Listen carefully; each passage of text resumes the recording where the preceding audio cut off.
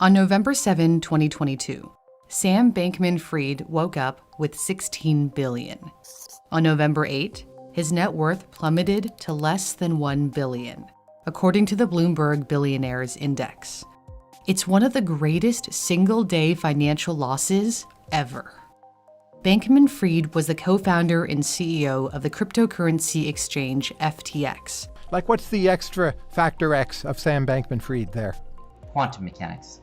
No. How so? No, and it's an interesting question, and I think the most interesting thing about it is that there isn't an obvious answer.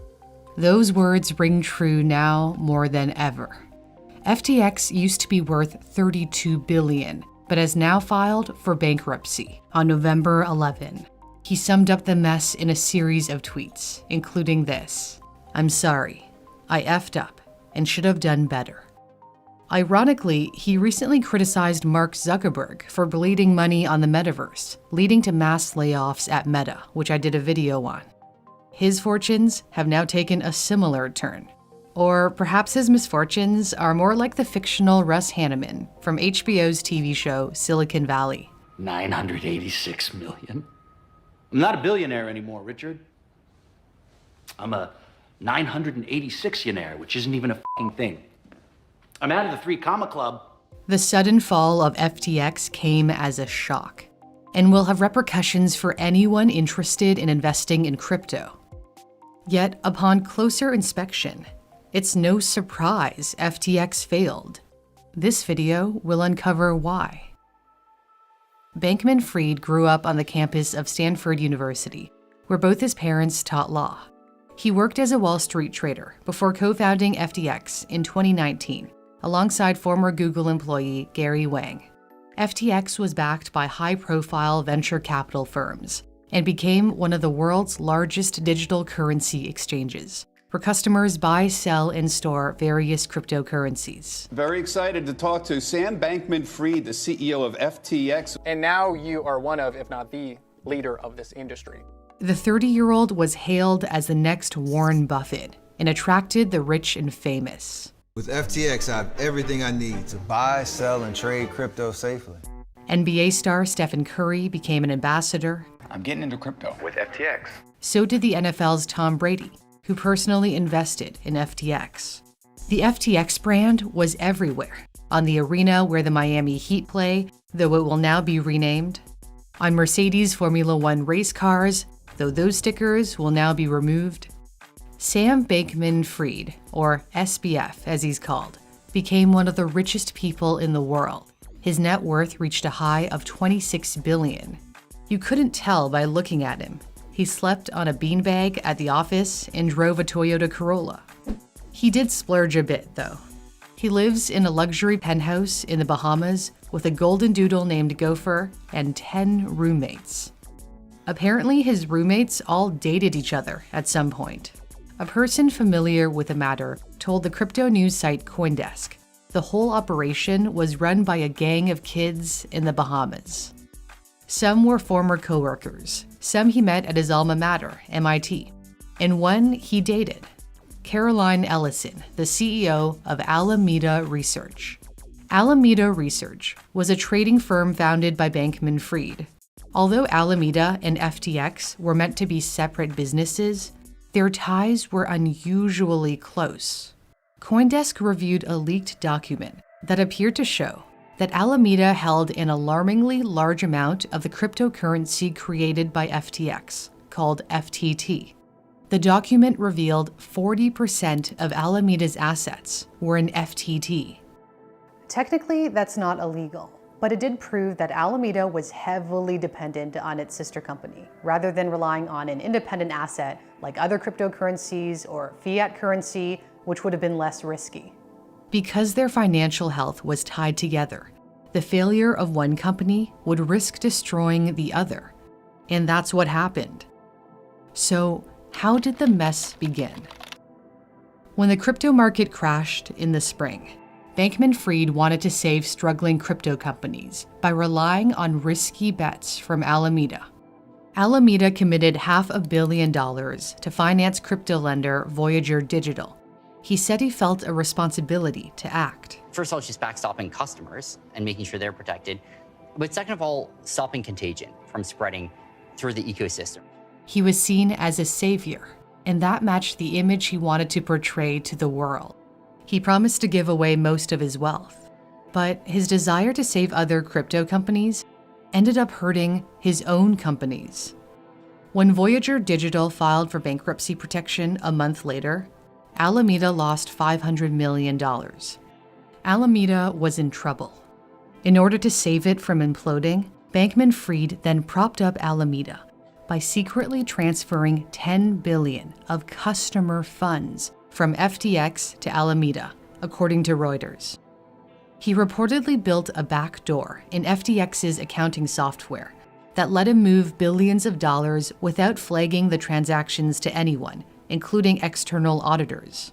But Bankman-Fried says it's not how it looks. In text messages to Reuters, he wrote, "We didn't secretly transfer.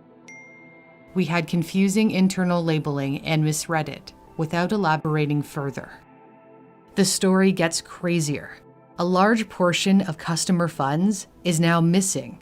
At least $1 billion worth of customer funds have mysteriously vanished, reports Reuters. And the story gets even crazier. Someone also stole hundreds of millions of remaining funds at FTX. The new CEO of FTX confirmed that there was a hack, and the company is cooperating with law enforcement. It could lead to criminal charges.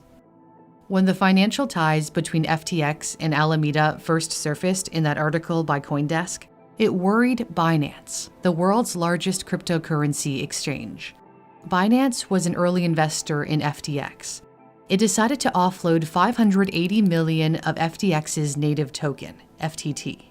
Binance co-founder and CEO Changpeng Zhao confirmed his company's mass selling was due to recent revelations, alluding to the cozy ties between Bankman-Fried's two companies.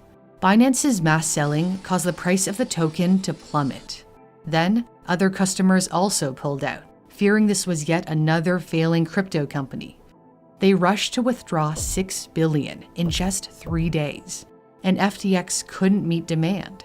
As FTX looked doomed to die, Binance offered it a lifeline by agreeing to acquire the company.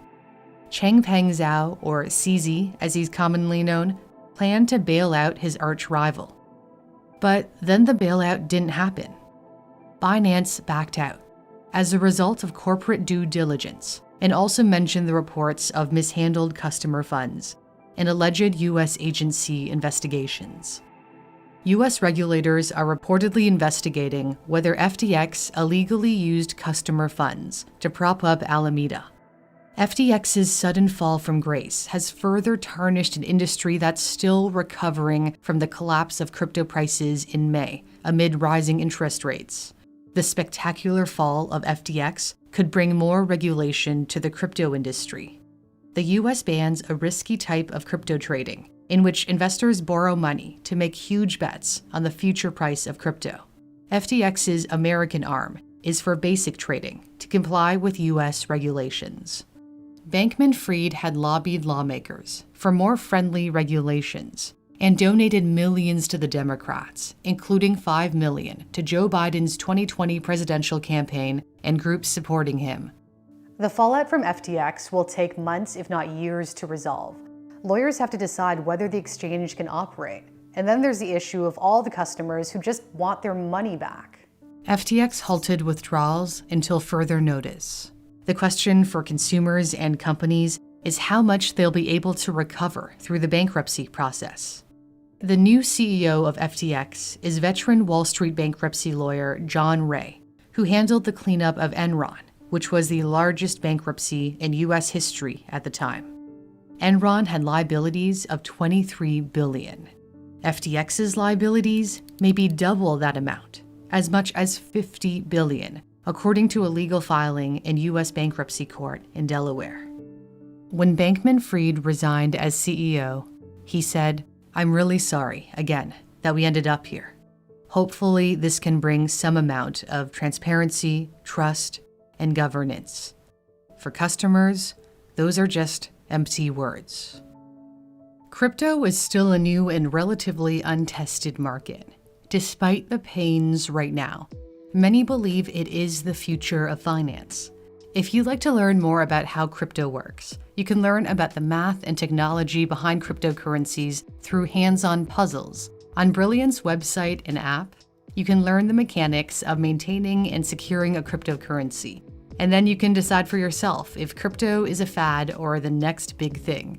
My viewers also love Brilliant's Computer Science Fundamentals course, where you can learn the fundamentals of computer science and no coding is required. It's great if you're in school or if you're already in the workforce and want to brush up on core computer science concepts. Brilliant is great for anyone who wants to improve their STEM skills. You can start your math journey by looking at fractions, percents, and ratios in everyday contexts. I personally love going through their logic courses, and they've helped improve my critical thinking skills.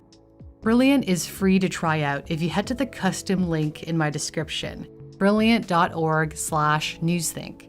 And the first 200 people who use my custom link will get 20% off Brilliant's annual premium subscription, which gives you access to all of their course offerings. Thanks for watching. For Newsthink, I'm Cindy Palm.